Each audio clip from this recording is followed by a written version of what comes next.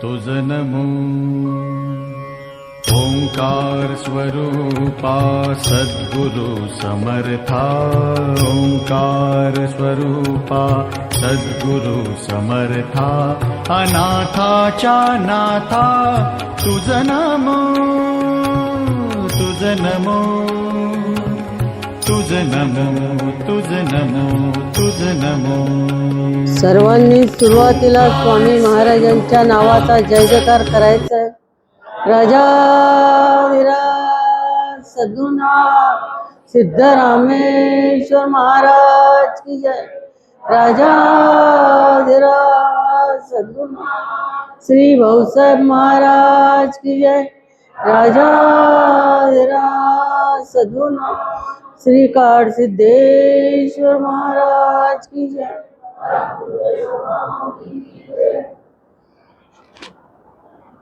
जय जयाजी सद्गुरु राजा विश्वंभरा विश्वबीजा परमपुरुषा मोक्षध्वजा दीनबंधू।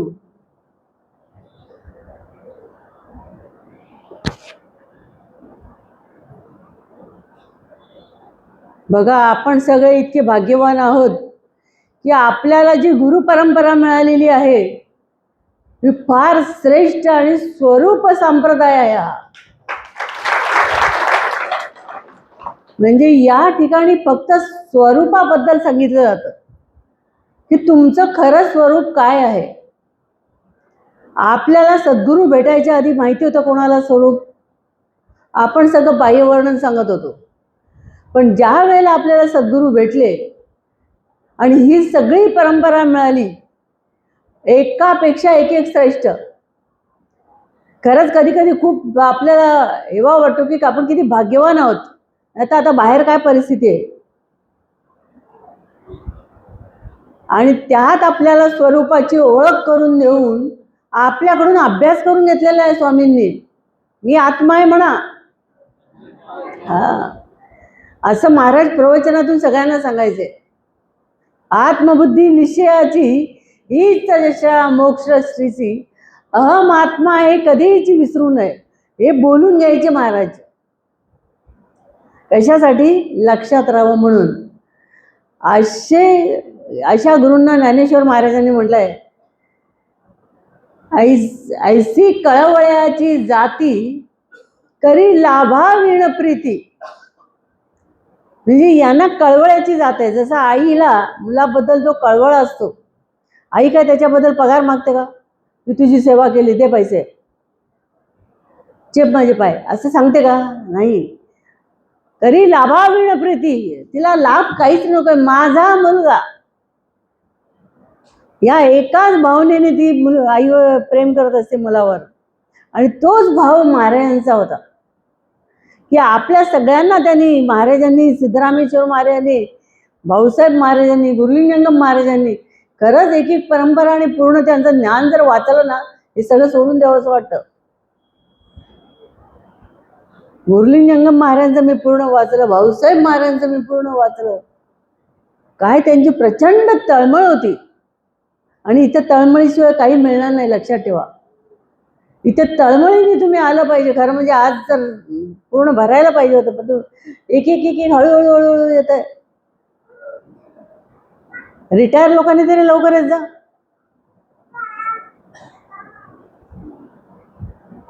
मध्ये मध्ये मध्ये मध्ये येतं, हळूहळू बसता। इथे आपल्याला आनंद वाटला पाहिजे येताना। आम्ही किती वाजता आलो माहिती? 4 सव्वा 4ला आले मी, आणि जातो पण तुमच्या शेवटी सगळ्यात 12:30 1 होतो आम्हाला घरी जायला। माझ्या पुढची मुलं आहेत बरं का, कारण हे इथे सकाळीच पासून 7-8 वाजेपासून जे असतात याच्या मागे सगळं, म्हणजे हे डेकोरेशनच्या मागे ते कार्यक्रम संपवून ते सगळं भांडी लावून त्याच्यानंतर ते मला वाटतं गुरुपौर्णिमेला सकाळी 4ला घरी पोहोचले होते. सकाळी 4ला म्हणजे गेल्या गेल्या तोंड धुवून चहा प्यायला बसले असतील. कुठली झोप आणि काय. पण त्यातल्या एकाने माझ्याकडे तक्रार केलेली नाही की आई आम्हाला 4 वाजले म्हणून. मी विचारलं कोण किती वाजता घरी गेलं ते. याला म्हणतात तळमळ, याला म्हणतात प्रेम. या प्रेमामध्ये आपल्याला वेळ कळलाच नाही पाहिजे. तुम्ही काय काय कारण सांगता, मला मजा वाटते तुमची सगळ्यांची. असो, ते तुमच्या अडचणी तुम्हालाच माहिती. तरी पण अडचणींवर मात करून आपल्याला येता आलं पाहिजे. अहो तुम्हाला एक सांगते आश्चर्याची गोष्ट, म्हणजे मठात एक लेडीज आल्या होत्या. तेव्हा मी सिद्धार्थनगरच्या मठात होती आणि त्या आल्या आणि त्यांना चालता येत नव्हतं. त्यांना बघितल्यावर मी आधी घाबरले. म्हटलं एवढं मोठं पोट आणि कसं काय आलं, तुमच्यावर कोण आलंय? नाही मी एकटीच आली, महाराज आहेत ना. म्हटलं मग तुम्ही कशी काय आला आता मध्येच? म्हणाले मला डॉक्टरने सांगितलं तुमचं सिझेरियन करावं लागेल, म्हणून ते मला नको आहे, म्हणून मी महाराजांना सांगायला आली की त्याच्यातून मला वाचवा म्हणून. तर ताई तुम्ही पण सांगा महाराजांना. अहो म्हटलं तुम्ही या ठिकाणी आलात हे सगळं महाराजांना समजतं, सांगायची काय गरज आहे. आणि सांगू तुम्हाला, मला त्यांच्याकडे बघितल्यावर भीती वाटली. महाराजांना नैवेद्य मी पटकन दाखवून दिला आणि सगळं ताट त्या बाईनं दिलं जेवायला. दुसऱ्या ताटात काढलं. म्हटलं आजचा सगळा प्रसाद खा तुम्ही आणि पहिलं आधी घरी जा, कारण तुम्हाला कधी तुमची वेळ येईल आम्हाला काय सांगता येणार नाही. म्हणून तुम्ही पहिलं आधी जेव्हा महाराजांचा प्रसाद घ्या आनंदाने आणि पहिलं आधी घरी जा. प्रसाद दिला मी, ते तीर्थ दिलं, सगळं व्यवस्थित खाऊन घेऊन उठल्या, घरी गेल्या. बरं का, घरी गेल्या आणि तिकडे ॲडमिटच झाल्या. मला संध्याकाळी फोन आला की मुलगा झाला म्हणून. तर म्हटलं सिझेरियन करावं लागलं का? नाही नाही म्हणे नॉर्मल झाली. प्रसादाचा परिणाम. मला त्या म्हणायला लागल्या की ताई आई तुम्हाला माझी दया आली आणि तुम्ही महाराजांना सांगून महाराजांचं पूर्ण ताट मला दिलं प्रसादाचं. म्हटलं तेच महाराजांनी तुमचं काम केलं. म्हणजे ऍक्च्युअल त्यांच्यापेक्षा मीच घाबरली होती. म्हणजे ज्या हेतूने तुम्ही याल, ज्या तळमळीने याल, त्याप्रमाणे गुरु पण तुमच्यावर कृपा करतात. गुरु तर कृपा करायला बसलेलेच आहेत, पण गुरु कृपा पूर्ण करी परी शिष्य असे अनाधिकारी. अनाधिकारी शिष्यावर काय गुरु कृपा होणार आहे? पुढे मी सांगणार आहे तुम्हाला सिद्धरामेश्वर महाराज काय म्हणतात ते, त्यांच्याच भाषेत, माझ्या भाषेत नाही. असो, तर आजचा दिवस खूप आपला आनंदाचा आहे सगळ्यांचा. आणि या आनंदात सिद्धरामेश्वर महाराजांची आपण तुम्हाला आठवण मी सांगणार आहे, आणि ते पण अगदी थोडक्यात. त्यांनी पहिल्यांदाच सुरुवातीला म्हटलंय की हा जन्म आपल्याला 84 लक्ष योनी भोगल्यानंतर मिळतो, म्हणून तुम्ही सांभाळून विचार करून वापरा आणि त्याचा उपयोग करून घ्या. एकच मनुष्य जन्म सगळ्यात शेवटचा जन्म आहे. बहुत जन्माच्या शेवटी हा नरदेह रचिला किरीटी, म्हणजे अर्जुना यापुढे मी सृष्टी रचलीच नाही. याच्या पुढे मी सृष्टी रचलीच नाही, बंद केलं. सगळ्यात शेवटचा प्राणी म्हणजे कोण? मनुष्य प्राणी. हा एकच फक्त बुद्धिमान प्राणी आहे, याला विचार करण्याची क्षमता आहे. म्हणून रामदास स्वामी म्हणतात हा धन्य धन्य हा नरदेव. धन्य धन्य म्हटलंय या नरदेहाला. बाकीच्या देहानं म्हटलंय का? बाकीच्या 84 लक्ष योनी ज्या आहेत त्यांना म्हटलेलं आहे का धन्य धन्य? त्यांना ती शक्ती नाहीये. त्यांच्याकडे ती जाणून घ्यायची पॉवर नाहीये, विचार करण्याची शक्तीच नाहीये. म्हणून आपल्याला हा अमौलिक जन्म जो मिळालेला आहे, या अमौलिक जन्म मिळाल्यानंतर जर आपल्याला देवाला ओळखता आलं नाही, तर त्यांनी म्हटलंय की गर्भ से आया कबर में गया. गर्भ से म्हणजे गर्भातून आला आणि कबरीत गेला. सिद्धरामेश्वर महाराजांनी म्हणलंय जर देवाला ओळखलं नाही, स्वतः कोण ओळखलं नाही, ज्यांनी निर्माण केलं त्याला ओळखलं नाही, ज्यांनी संसारात घातलं त्याला ओळखलं नाही, ज्याच्यामुळे आनंद भोगतोय त्याला ओळखलं नाही, ज्याच्यामुळे वैभव प्राप्त झालेलं आहे त्याला ओळखलं नाही. गर्भ से आया कबर में गया, असं त्यांनी म्हटलेलं आहे. आणि म्हणून त्यांनी म्हटलेलं आहे की इथे आल्यानंतर, सत्संगामध्ये आल्यानंतर, सद्गुरूंच्या सहवासात आल्यानंतर सद्गुरूंना सगळं विचारून घ्या. कारण काय विचारून घ्या सद्गुरूंना? कारण अवतारी ईश्वराने अवतारी पुरुषांना पहिला अनुग्रह दिला, अवतारी पुरुषांनी महापुरुषांना दिला, महापुरुषांनी सत्पुरुषांना दिला, सत्पुरुषांनी तुम्हाला आम्हाला दिला. आणि ही परंपरा कुठून चालू आहे? शिवापासून चालू आहे. भगवान शिव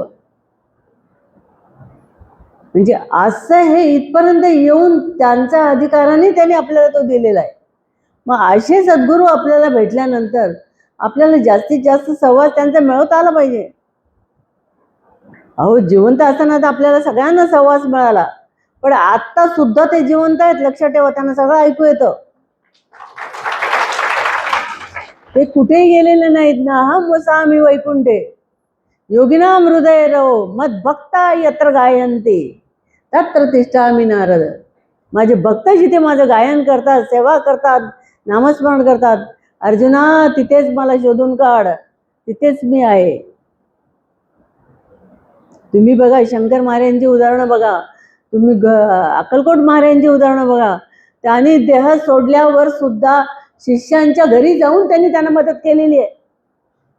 मग तुम्ही म्हणाल आता त्यांनी देह सोडला, आता कशाला ते येत आहेत? जिवंत उदाहरणं आहेत. कोणी येऊन अंगारा लावून गेलंय, कोणी तीर्थ देऊन गेलंय, कोण डोक्यावरून आत फिरून गेलंय, कोण दर्शन देऊन गेलेलं आहे. ही शिष्यांसाठी तळमळ आहे. म्हणून ऐसी कळवळ्याची जाती तरी लाभावीण प्रीती.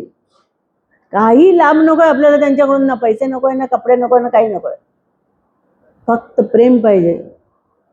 आणि संतांचा सहवास आपल्याला लाभता आला पाहिजे. कारण संतांच्या सहवासात गेल्यानंतरच आपल्याला हे कळतं. एकाला विचारलं, म्हणाले त्या गावामध्ये एक मोठा पेंडॉल बांधलेला होता आणि हजारो लोकांच्या पंक्ती चालू होत्या.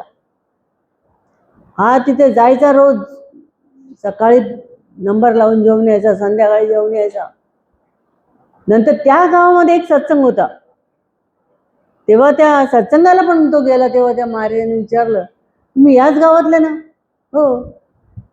मग आता तुम्ही इथे येऊन 4 दिवस जी काही तयारी चालली होती, तुम्ही काय मिळवलं? काय बोले, काय मिळवलं? त्या पंक्तीमध्ये जाऊन सकाळ संध्याकाळ जेवून आलो फुकटमध्ये. याचा लाभ कुठला? खाण्याचा. आणि संतांना काय अपेक्षित आहे? जवळ येऊन या, विचारा त्यांच्या दुकानात काय मिळतं, ते जे मिळतं ते विचारा. म्हणून त्यांच्याकडून तर उलट काढून घेतलं पाहिजे फटाफट. महाराज एकटे बसलेले असायचे तर मी विचारायचे, महाराज नाही असं का, तसं का, तसं का, तसं का. महाराजांना मी विचारायचे की तू, आपल्याकडे फोन नाही, आपल्याकडे निरोप पाठवायला कोणाला माणूस नाही, एखाद्या व्यक्तीला तुम्हाला पाहिजे असेल तर तुम्ही कसा काय त्याला आणता समोर? संध्याकाळी तो आपल्या समोर हजर, आणि तिकडे त्याची सगळी कामं सोडून मठात हजर. हे कसं काय? काय जादू केली तुम्ही? महाराज म्हणे, तू फार हुशार आहे, सगळं माझ्याकडून काढून घेते. कारण आपल्याला ही उत्तरं कोण देणार स्वामींशिवाय? म्हटलं ही तर ट्रिक शिकता आली पाहिजे आपल्याला.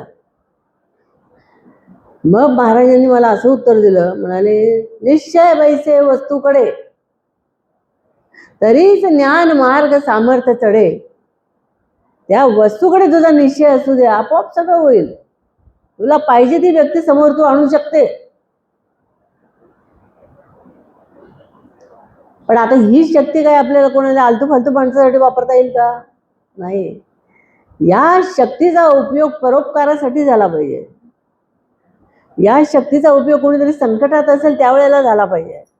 नाहीतर तुम्हाला माहिती आहे, ती भक्त प्रल्हादाची आत्या होती, काय होतं तिचं नाव? होलिका. होलिकाला तिच्या हिरण्यकश्यपूची बहीण होती ती. त्यांनी तिला सांगितलं, हा विष्णुदेवाचं नाव सारखा घेतो दिवस रात्र, मला ते आवडत नाही, माझ्याशिवाय श्रेष्ठ कोण नाही. म्हणून त्यांनी पुष्कळ त्याला धमकी पण दिली. पण शेवटी त्यांनी ठरवलं की याला सगळ्या प्रकारच्या शिक्षा दिल्या, ढकलून बघितलं, तेलात टाकलं आणि काय डोंगरावरून खाली ढकललं, या तरी सुद्धा हा वाचतो. कारण वाचवणारा वेगळा आहे ना. ढकलून दिलं तरी हातात पकडायचे. रामदास स्वामींचं तुम्हाला माहिती आहे ना, उडी टाकली होती डोळ्यात त्यांनी, बस झालं म्हणे, मी आत्मा आहे कळलं, आता आणि काय पाहिजे. प्रत्यक्ष श्रीराम तिथे हजर झाले आणि त्यांनी त्यांना पकडलं. हो म्हणे, आम्ही तुम्हाला कशासाठी तुमच्या मागे लागलोय, आणि तुमचं हे काम नाहीये उड्या मारायचं. जे उड्या मारतायत त्यांना वाचवण्याचं तुमचं काम आहे. म्हणजे जे कंटाळलेले आहेत आणि निघून जात आहेत त्यांना वाचवण्याचं तुमचं काम आहे. तुम्ही हे काय करताय, मग आम्ही कशासाठी तुमच्या पाठी आहोत. तेव्हा स्वतः ते म्हणाले की आता नाही परत करणार. तुमचं काम हे नाहीये, जग उद्धाराचं तुमचं काम आहे. कलावती आईंनी सुद्धा कंटाळून विहिरीत, एका पडक्या विहिरीत उडी मारायला निघालेल्या होत्या त्या, आणि उडी मारणार तेवढ्यात एक साधू तिथे प्रकट झाले आणि ते म्हणाले की तू कुठे उडी मारतेस, जे उडी मारणार आहेत त्यांना वाचवायसाठी तुझा जन्म आहे. म्हणजे कलावती आई लगेच 2 पावलं मागे झाल्या. ते होते सिद्धारूढ स्वामी, आणि त्यांनी त्यांना वाचवलं आणि पुढचं कार्य त्यांच्याकडून करून घेतलं. म्हणजे गुरु शिष्याला कसं सांभाळतात बघा. आपण शिष्य पाहिजे तयारीचा,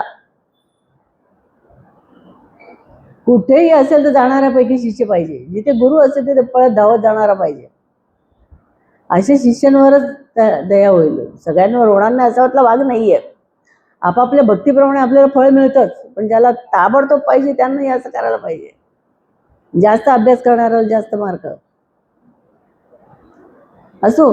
तर जे भाऊसाहेब महाराजांचं मी आता तुम्हाला सांगत होती की भाऊसाहेब महाराजांचं लाडके शिष्य सिद्धरामेश्वर महाराज, आणि ते जेव्हा त्यांच्याकडे गेले त्या दिवशी ते नाम घ्यायला गेले होते.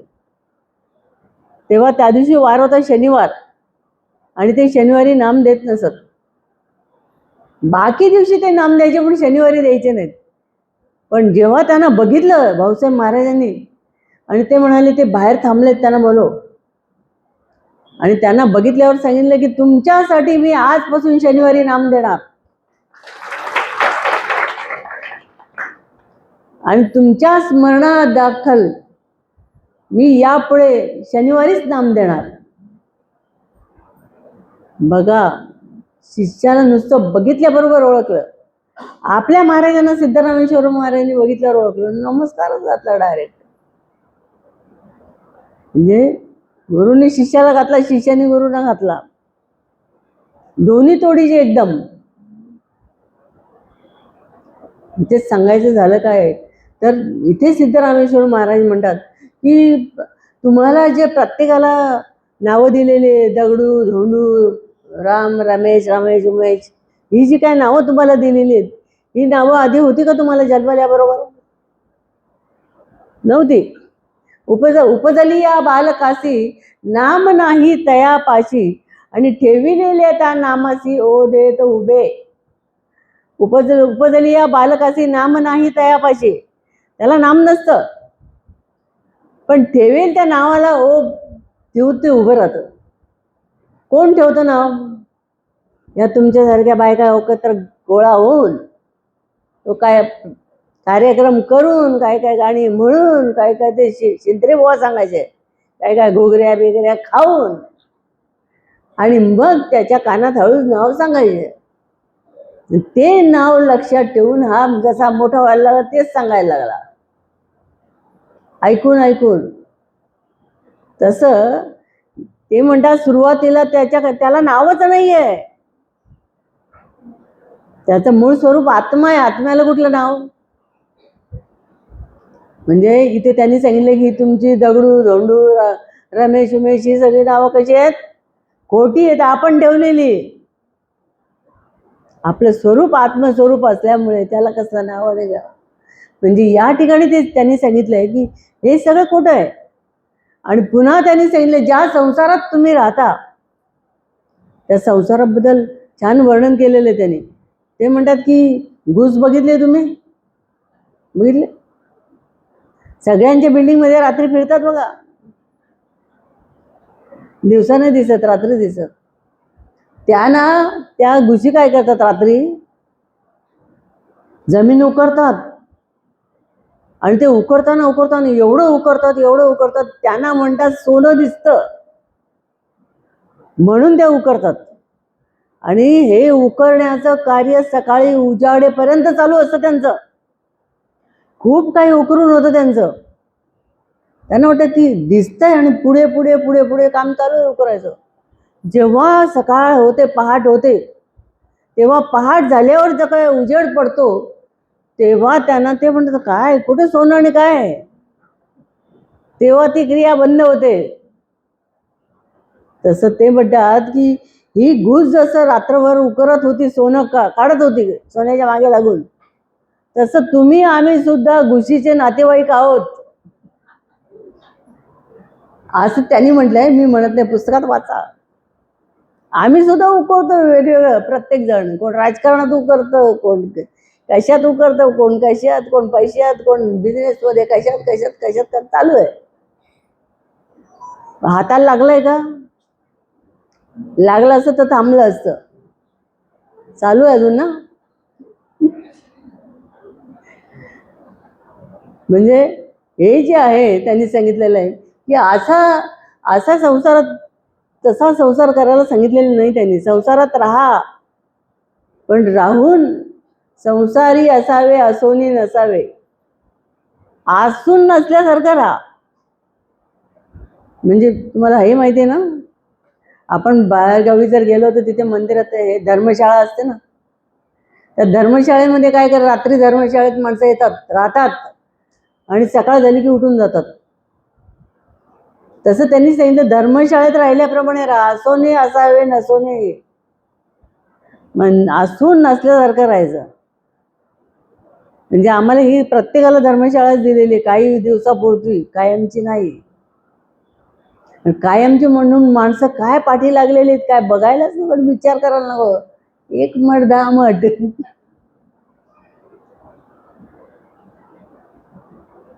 पक्षी अंगणी उतरती परी ते का गुंतवणी राहती. एकनाथ महाराज म्हणतात पक्षी अंगणात खूप येतात, खातात, निघून जातात. गुंतून राहतात का, आम्हाला आणखी द्या, आम्हाला हे घर आवडलं, आम्ही तेच राहणार म्हणतात, खाल्लं निघून जातात. एकनाथ महाराजांनी म्हटलंय पक्षी अंगणी उतरती परी ते का गुंतवणी राहते. ते त्यात गुंतून राहत नाहीत, त्यांच्याकडे संचय वृत्ती नाही, ते निघून जातात परत. त्या पद्धतीने आपल्याला सिद्धरामेश्वर महाराज म्हणतात की हे माझं नाही म्हणून सांगा. जर माझं माझं म्हटलं तर ते म्हणतात की तेच तुमच्या दुःखाला कारणीभूत होईल. ज्ञानेश्वर महाराजांनी छान उदाहरण दिलेलं आहे. महाराज पण हे उदाहरण द्यायचे, खूप वेळा प्रवचनात सांगायचे की श्रीमंत लोकांकडे पोपट असतो पिंजऱ्यामध्ये, त्याला तो काय करतो, त्या छोटासा पाळणा असतो त्याला बसायला आतमध्ये, त्याच्यावर बसतो आणि बसल्यानंतर त्याला वाटतं ते हलायला लागतं ना आपोआप, त्याच्या वजनाने ते हलायला लागतं, तर हा जास्त घाबरून आणखी हलवायला लागतो. त्याला वाटतं मला कोणतरी बांधून ठेवलेलं आहे आणि घाबरून तो जितका जोरात पकडेल तितकं जोरात तो जोरात हलायला लागतो. तो घाबरतो, ते हलतच राहतं. वास्तविक त्याने पाय मोकळे सोडले तर तो मोकळा आहे, पाय मोकळे सोडले तर तो मोकळा आहे, तरी सुद्धा त्याला ते मोकळं होता येत नाही, तो आणखी घट्ट पकडतो. त्या पद्धतीने त्यांनी सांगितलेलं आहे की आपण सुद्धा सगळेजण असंच घट्ट पकडतो आणि घट्ट पकडल्यामुळे दुःख होतं आपल्याला, आणि ते वास्तविक सोडलं तर मोकळं आहे, पण सुटतं का ते, नाही सुटत. आता सोडिता सुटेना तंतु प्रीतीचा तुटेना, हे संतांचा अभंग आहे पण आपल्याला लागू आहे.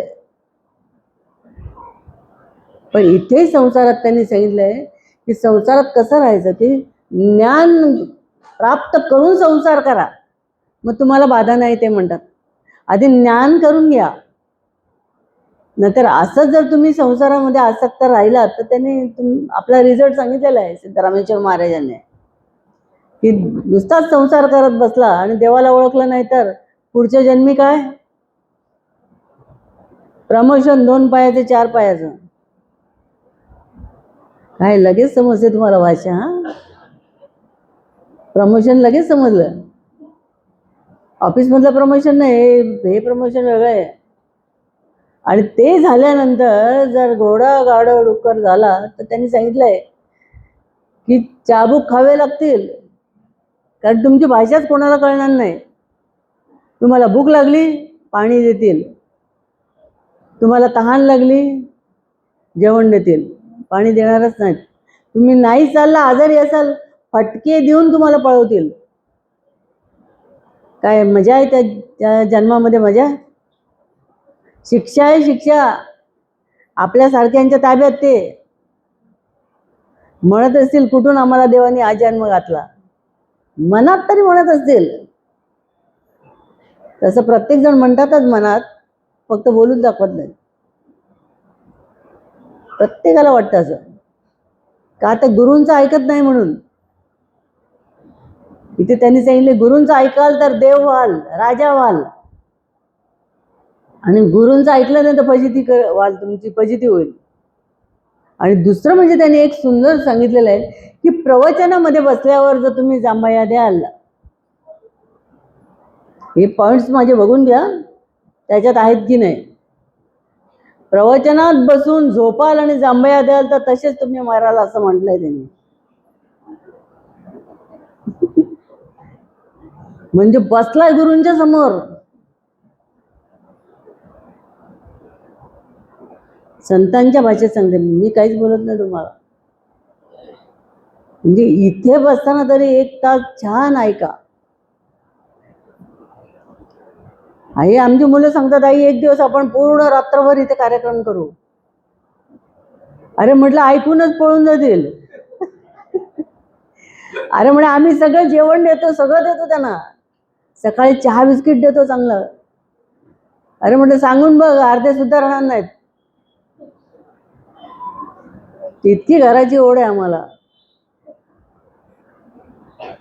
1 तासाने 2 तासाने कंटाळा होतो. ऑफिसमध्ये 8-10 तास जादा ड्युटी करायला लावतात, तिथे बरी करता तुम्ही, आणि तिथे पगार मिळतो ना. काम करा नका करू, पगार चालू. पण इथे सुद्धा तुम्ही ऐका नका ऐकू, निश्चय ठेवा नका ठेवू, पगार चालू. कुठला पगार? पुण्याचा. पुण्याचा पगार तुम्हाला दिसत नाही, तो ऐन वेळेला बरोबर इमर्जन्सी वापरला जातो. हा पुण्याचा पगार वाढतो, पण समजेल तेव्हा ना आम्हाला.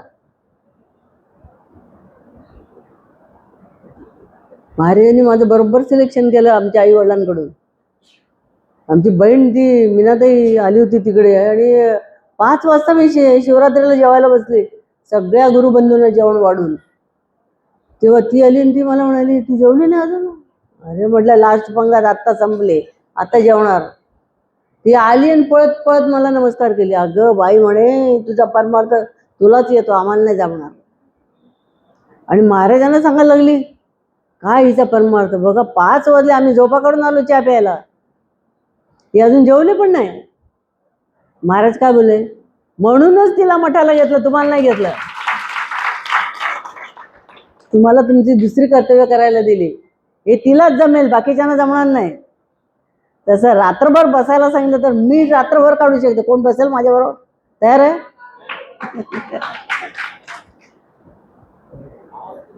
बघा, घरी गाडीत बसलो होते, एसीनी शिंगा चालू झाल्या. अरे म्हटलं काय, सर्दी बरी झाली नाही, चालू झाली. पण इथे बसलो, सर्दी गायब. बघा सहवासाचा परिणाम. म्हणून संत सांगतात की संतांच्या सहवासात जा, त्यांच्या समोर बसा, काही बोलू नका, नुसतं समोर बसा. आपलं अंतःकरण शुद्ध होत जातं. आपल्याला त्यांचा सगळा बोध आपोआप वाटवायला लागतो. काही अभ्यास नाही केला तरी इथे आल्यावर, इथे बसलं की आपोआप महाराज कब्जा घेतात आपला. आणि तेच बोलतं करतात आपल्याला.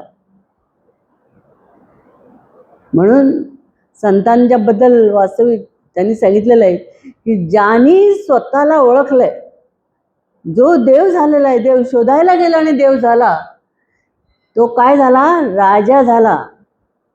मग राजा झाल्यानंतर राजाला चूक संभवते का? नाही. King does no wrong. राजाला चूक नाहीच संभवत, कारण तो राजा झाला. म्हणून तसे तुम्ही राजे व्हा, आणि नाही ऐकलं तर तुमची फजिती तुम्हीच करून घेणार, असं त्यांनी म्हटलेलं आहे. त्यांचे शब्द मी आता सांगितले नाही तुम्हाला. फार त्यांनी असे शब्द हे केलेत ना सिद्धरामेश्वर महाराजांनी. राग येतो संतांना की आम्ही एवढं ओरडून सांगतो आणि आम्ही जिवंत आहोत देहाने, तोपर्यंत तुम्ही फायदा करून घ्या. आणि बाकी संसार तर आम्ही अनेक जन्म करत आलोय हो. आत्ताच कुठलं, मागच्या जन्मात केलेलं आहे, त्याच्या मागच्या जन्मात केलेलं आहे, तेच करत आलोय आम्ही. पण सगळा एवढा संसार करून सुद्धा तुकाराम महाराज म्हणतात, आता उरलो उपकारा करिता.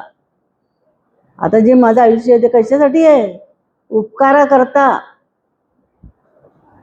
समाजासाठी उपकार करता, समाजासाठी काहीतरी करायला पाहिजे. बघा संतांचा दृष्टिकोन कसा आणि आमचा कसा आहे. सिद्धरामेश्वर महाराज त्यांच्याकरता, भाऊसाहेब महाराजांच्याकरता तांदूळ घेऊन आले होते थोडेसे, आणि ते त्यांनी असे बांधून आणले होते एका ह्याच्यामध्ये, पोरचंडीमध्ये. ते बरोबर भाऊसाहेब महाराजांनी आत ओळखलं, आणि ते ओळखल्याबरोबर त्यांनी सांगितलं, ते सिद्धाराम अप्पा आले, आत घे, आणि तुम्ही जे मला काय शिजवताय ते बंद करा, त्यांचा तांदूळाचा भात घाला. आणि त्यांनी आणलेल्या तांदूळाचा भात त्यांनी खाल्ला. गुरुने ओळखलं. म्हणून तर संतांना त्रिकाल ज्ञानी म्हणतात. तिन्ही काळाचं ज्ञान आहे त्यांना. भाऊसाहेब महाराजांचं त्यांच्या गुरुंवर किती प्रेम. त्यांच्या चपला ते हातात धरायचे, आपल्या कपड्याने पुसायचे, डोक्यावर चप्पल घ्यायचे गुरूंच्या. आणि गुरूंचं शिष्यावर किती प्रेम.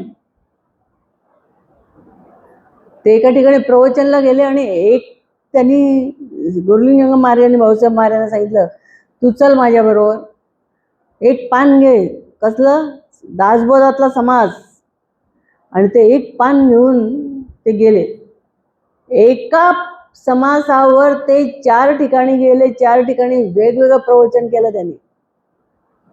तेव्हा भाऊसाहेब महाराजांना इतकं आश्चर्य वाटलं, समाज तर एकच आहे, त्याच्यावर 4 वेगवेगळी प्रवचनं झाली कशी?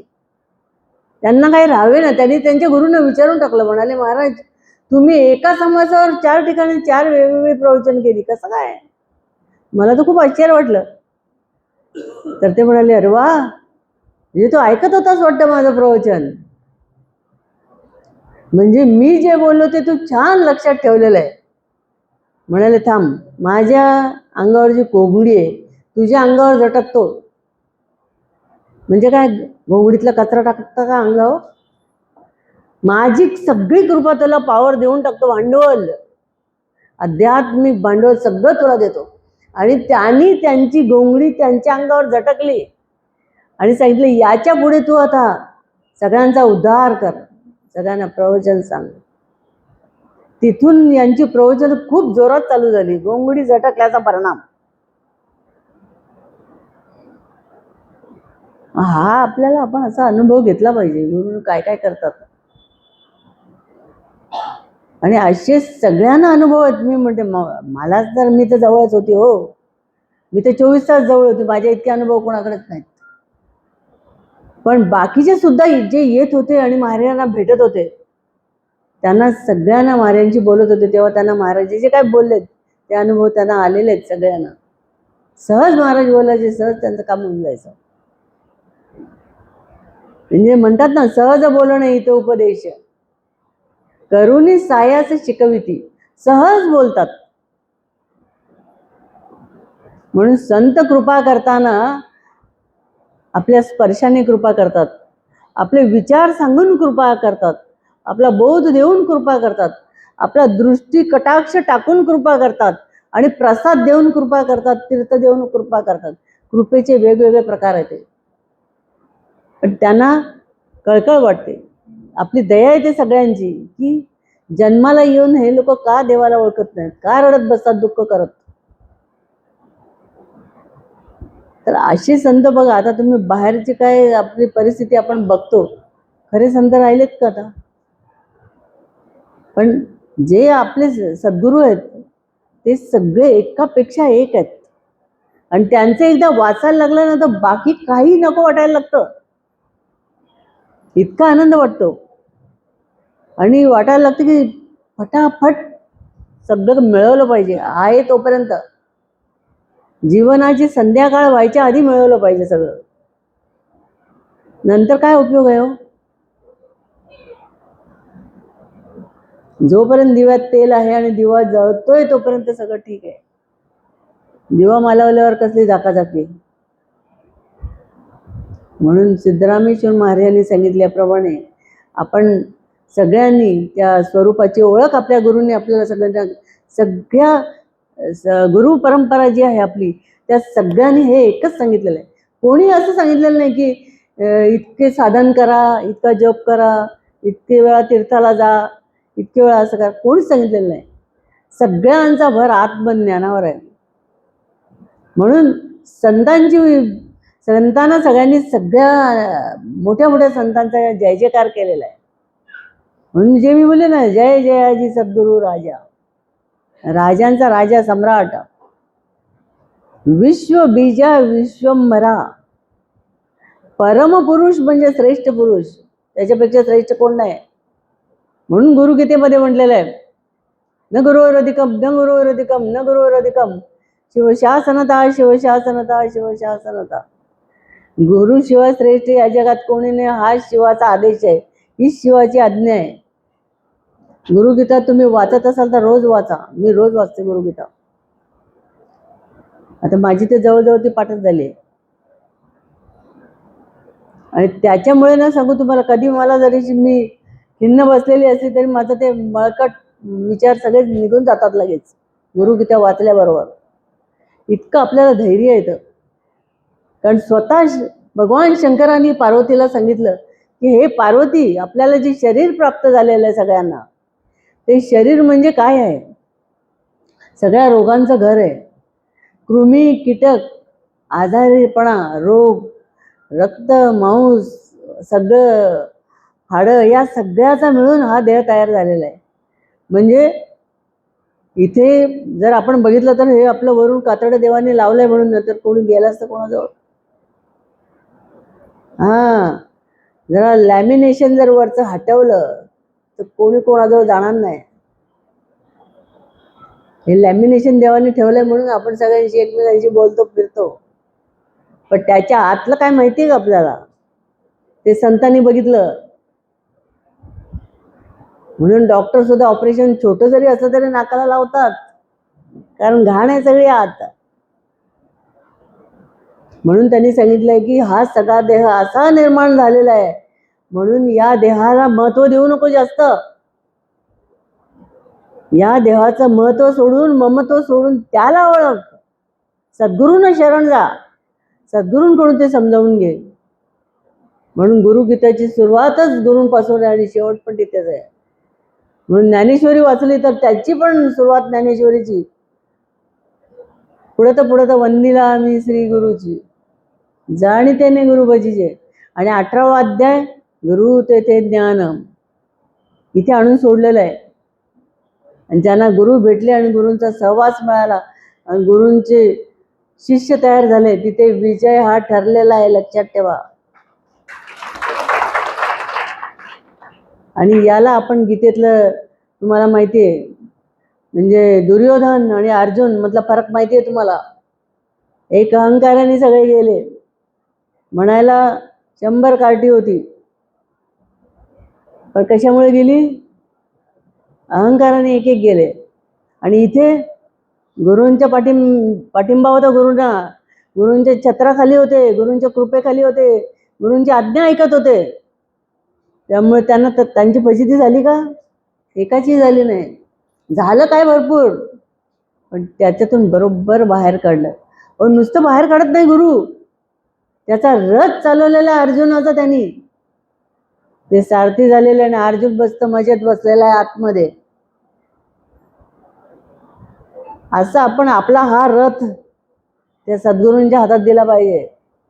त्यांनी जसा श्रीकृष्णाच्या हातात दिला तसा आपण आपला हा चालता बोलता रथ त्यांच्या हातात दिला पाहिजे. मग ते आपल्याला सांभाळतील. तुम्ही बसा आरामात. आणि तो बघा, तुम्ही जसजसं तुमचा निश्चय वाढेल, जसजसे परमार्थाबद्दल तुमचं प्रेम वाढेल, तुम्हाला एक वेगळ्या प्रकारचा आनंद मिळेल. मी सांगते म्हणून नाही, करून बघा घरी. वेगळ्या प्रकारचा आनंद. मला आता किती लोक असं विचारतात, 8-15 दिवस कधी कधी आपले कार्यक्रम नसतात, पण मला प्रवचन करून म्हणजे फोन करून विचारणारी माणसं आहेत, काही 1 महिना झाला, 15 दिवस झाले, काही कार्यक्रम नाही. आठवण येते आम्हाला, ठेवा ना मध्ये एखादा कार्यक्रम. अहो म्हणजे तुम्ही सांगता, सगळ्यांनी सांगायला पाहिजे ना. काय आम्ही येऊ, आम्ही ऐकू तुमचं. बघा, म्हणजे येऊ दे ना येऊ दे म्हणतात ते, आम्हाला तरी सांगा. मला फोन करतात, मी विचारते काय हो, कशासाठी फोन केला, काय काम होतं? नाही म्हणाले, तुमचा आवाज ऐकायचा होता फक्त. अशी पण आहेत आपल्याकडे, नुसता आवाज ऐकतात माझा.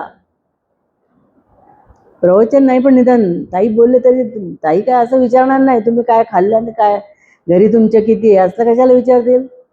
काहीतरी बोध करतीलच महाराजांची, एक तरी गोष्ट सांगून त्यांना माहिती आहे, म्हणून ते मला विचारतात. तुमचा आवाज तरी ऐकू द्या आम्हाला. मला सांगतात 1 दिवस तरी, 15 दिवसांनी कार्यक्रम नाही, 8 दिवसांनी कार्यक्रम असला पाहिजे. खरंच अशी आवड असली पाहिजे, याला म्हणतात आवड.